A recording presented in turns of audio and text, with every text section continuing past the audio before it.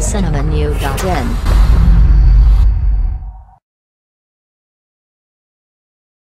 மகாபாரத கதையில் வாசுதேவ நாயர் பீமன் பார்வையில் 2ஆம் மூலம் என்ற தலைப்பில் நல்லவராக எழுதினார். அதை 100 கோடி ரூபாயில் இந்திய மொழிகளில் அனைத்திலும் படமாக்க முடிவு செய்திருக்கிறார்கள். அதில் மோகன்லால் தான் பீமனாக நடிக்கிறார்.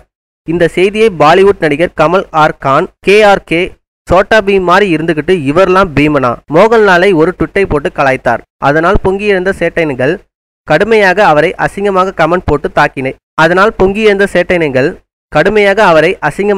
போட்டு தாக்கி எழுதினர்.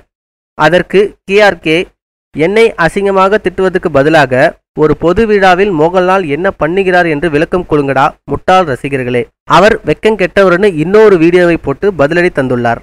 மேலும் இதுபோல சினிமா செய்திகளுக்கு லைக் மற்றும் சப்ஸ்கிரைப் செய்யுங்கள்.